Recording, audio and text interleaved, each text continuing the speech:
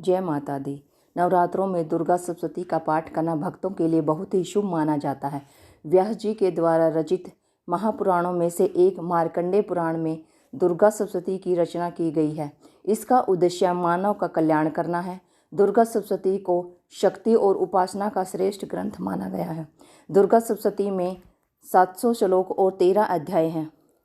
नवरात्रि में दुर्गा सप्तशती का पाठ करने से किसी भी तरह के अनिष्ट का नाश हो जाता है और परिवार में सुख समृद्धि आती है। दुर्गा सप्तशती सब तरह की चिंताओं, कलेश, शत्रु बाधा से मुक्त दिलाती है, लेकिन इसके शुभ फल प्राप्त करने के लिए इसका पाठ सही तरीके से करना बहुत जरूरी है। आज हम सुनेंगे दुर्गा सप्तशती का पहला अध्याय, जिसमें बताया गया है मेघा ऋषि का राजा सूर्थ और समाधि को देवी की महिमा बताते हुए मधुकैटभ वध का प्रसंग। महर्षि मार्कंडेय बोले, सूर्य के पुत्र सार्वणिक की उत्पत्ति की कथा विस्तार पूर्वक कहता हूँ, सुनो। सार्वणिक महामाया की कृपा से जिस प्रकार मनवंतर के स्वामी हुए, उसका भी हाल सुनो। पहले स्वारोचिस नामक राजा था। वह प्रजा को अपने पुत्र के समान मानते थे, तो भी कोला विध्वंसी राजा उनके शत्रु बन गए। दुष्टों को दंड देने वाले राजा सूर्थ की उनके साथ लड़ाई हुई। कोला विध्वंसियों के संख्या में कम होने पर भी राजा सूर्थ युद्ध में उनसे हार गए। तब वह अपने नगर में आ गए। केवल अपने देश का राज्य ही उनके पास रह गया और वह उसी देश का राजा होकर राज्य करने लगा, किंतु उनके शत्रुओं ने उन पर वहां आक्रमण किया।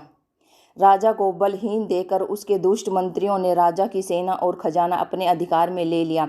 राजा सूर्थ अपने राज्याधिकार को हार कर शिकार खेलने के बहाने घोड़े पर सवार होकर वहां से एक भयंकर वन की ओर चले गए। उस वन में उन्होंने महर्षि मेघा का आश्रम देखा। वहां मेघा ऋषि अपने शिष्यों तथा मुनियों से सुशोभित बैठे हुए थे और वहां कितने ही हिंसक जीव परम शांति भाव से रहते थे। राजा सूर्थ ने महर्षि मेघा को प्रणाम किया और महर्षि ने भी उनका उचित सत्कार किया। राजा सूर्थ महर्षि के आश्रम में कुछ समय तक ठहरे। अपने नगर की ममता के आकर्षण से राजा अपने मन में सोचने लगे, पूर्व काल में पूर्वजों ने जिस नगर का पालन किया था, वह आज मेरे हाथ से निकल गया है। मेरे दुष्ट एवं दुरात्मा मंत्री मेरे नगर की अब धर्म से रक्षा कर रहे होंगे या नहीं। मेरा प्रधान हाथी, जो कि सदा मद की वर्षा करने वाला और शूरवीर था, मेरे वैरियों के वश में होकर न जाने क्या दुख भोग रहा होगा। मेरे आज्ञाकारी नौकर, जो मेरी कृपा से धन और भोजन पाने से सदैव सुखी रहते थे और मेरे पीछे पीछे चलते थे, वह अब निश्चय ही दुष्ट राजाओं का अनुसरण करते होंगे तथा मेरे दुष्ट एवं दुरात्मा मंत्रियों द्वारा व्यर्थ ही धन का व्यय करने से संचित किया हुआ मेरा खजाना एक दिन अवश्य खाली हो जाएगा। इस प्रकार की बहुत सी बातें सोचता हुआ राजा निरंतर दुखी रहने लगा। एक दिन राजा सूर्थ ने महर्षि मेघा के आश्रम के निकट एक वैश्य को देखा। राजा ने उससे पूछा, भाई तुम कौन हो? यहाँ तुम्हारे आने का क्या कारण है? और तुम मुझे शोकग्रस्त अनमने से दिखाई देते हो, इसका क्या कारण है? राजा ने यह नरम वचन सुन वैश्य ने महाराज सूर्थ को प्रणाम करके कहा। वैश्य बोला, राजन, मेरा नाम समाधि है। मैं धनियों के कुल में उत्पन्न एक वैश्य हूँ।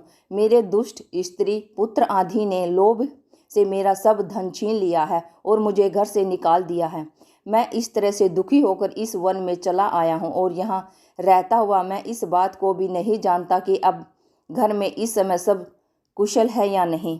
यहाँ मैं अपने परिवार का आचरण संबंधी कोई समाचार भी नहीं पा सकता हूँ।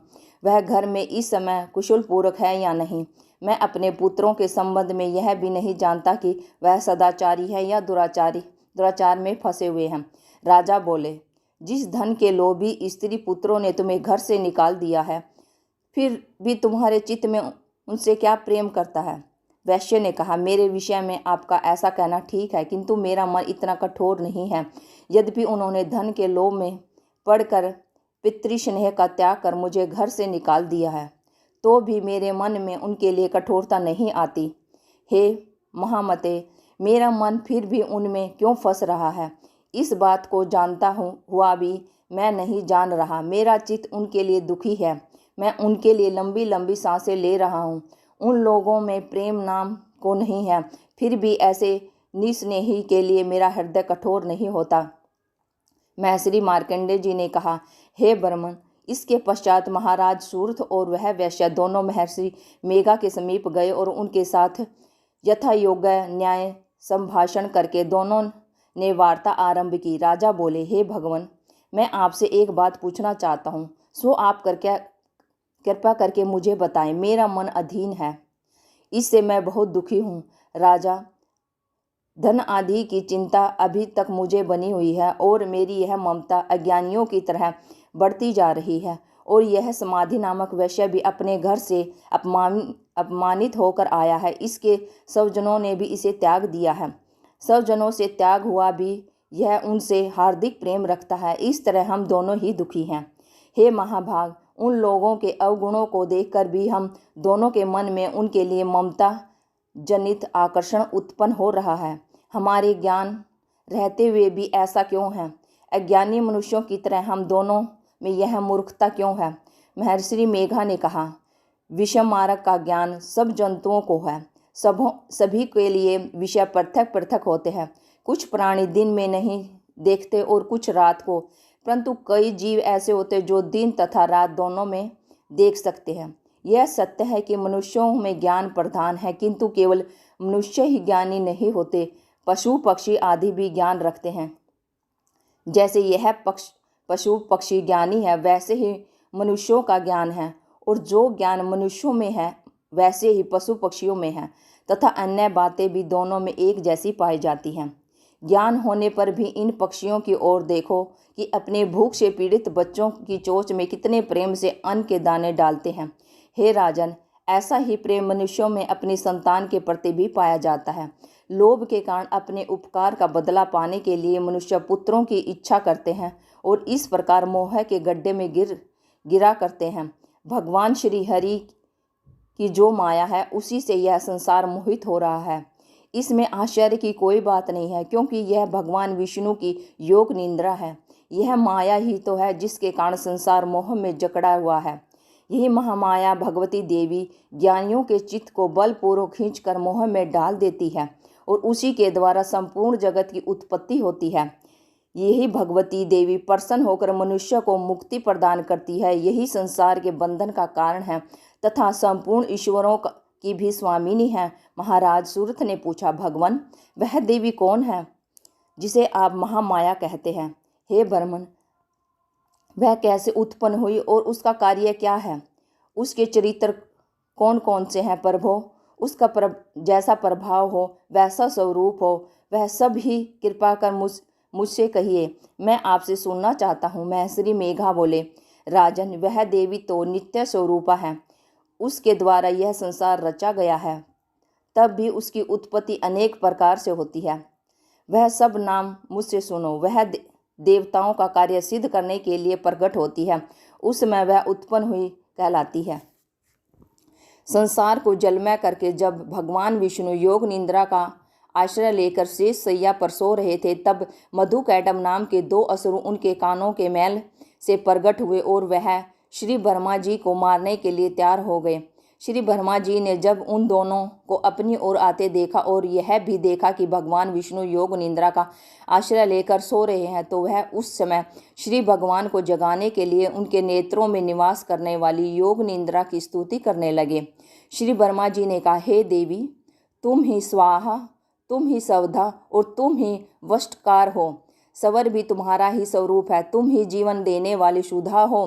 नित्य अक्षर प्रणवय में अकार, उकार, मकार, इन तीनों में माताओं के रूप में तुम ही स्थित हो। उनके अतिरिक्त जो बिंद पथ अर्धमात्र हैं, जिसका कि विशेष रूप से उच्चारण नहीं किया जाता, हे देवी, वह भी तुम ही हो। हे देवी, संध्या, सावित्री तथा परम जननी तुम ही हो। तुम इस विषय को धारण करने वाली, तुमने ही इस जगत की रचना की है और तुम ही इस जगत का पालन करने वाली हो। तुम ही कल्प के अंत में सबका भक्षण करने वाली हो। हे देवी, जगत की उत्पत्ति के समय तुम सृष्टि रूपा हो, पालन काल में स्थिति रूपा हो और कल्प के अंत में संहार रूप हो धारण कर लेती हो।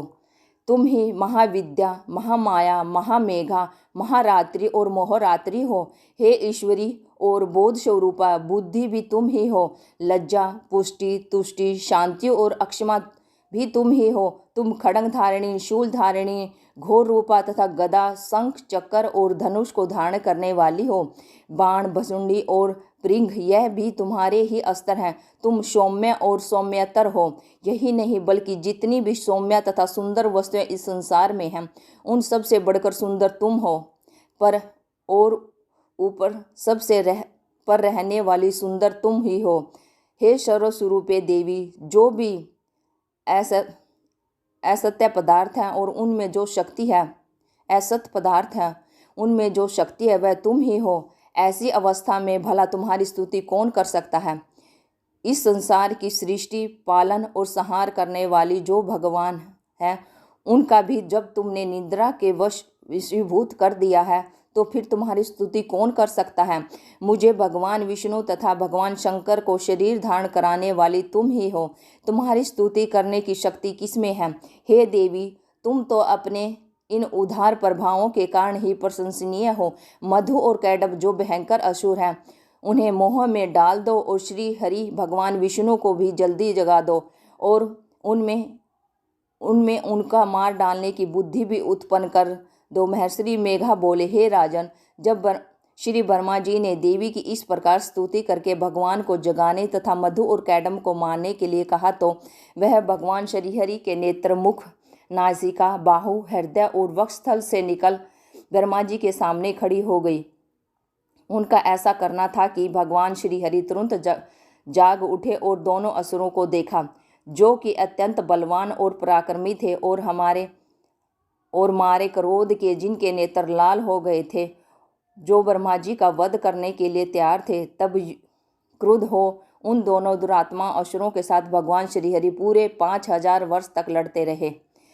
एक तो वह अत्यंत बलवान तथा पराक्रमी थे, दूसरे महामाया ने भी उन्हें मोह में डाल रखा था। अतः वह श्री भगवान से कहने लगे, हम दोनों तुम्हारी वीरता से अत्यंत प्रसन्न हैं, तुम हमसे कोई वर मांगो। भगवान ने कहा, यदि तुम मुझ पर प्रसन्न हो तो अब तुम मेरे हाथों से मर जाओ। बस इतना सा ही वर मैं तुमसे मांगता हूँ, यहाँ दूसरे वर से क्या प्रयोजन है। महर्षि मेघा बोले, इस तरह से जब वह धोखे में आ गए और अपने चारों ओर जल ही जल देखा, तो भगवान श्रीहरि से कहने लगे, जहाँ पर जल न हो, सूखी जमीन हो, उसी जगह हमारा वध कीजिए। महर्षि मेघा कहते हैं, तथास्तु कहकर भगवान श्रीहरि ने उन दोनों को अपनी जांघ पर लिटाकर उन दोनों के सिर काट डाले। इस तरह से यह देवी श्री ब्रह्मा जी की स्तुति करने पर प्रकट हुई थी।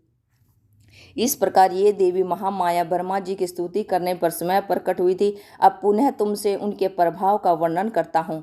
दूसरे अध्याय में सुनो। आज की वीडियो आपको कैसी लगी? अगर अच्छी लगी है तो लाइक एंड शेयर करना और चैनल को सब्सक्राइब जरूर कर लेना, क्योंकि दुर्गा सप्तशती के सभी 13 अध्याय आपको सुनाएंगे और अच्छी वीडियो आप तक पहुंचाएंगे। और कमेंट में जय माता जरूर लिखें। Thank you for watching my video. जय हिंद, जय भारत, जय माता दी।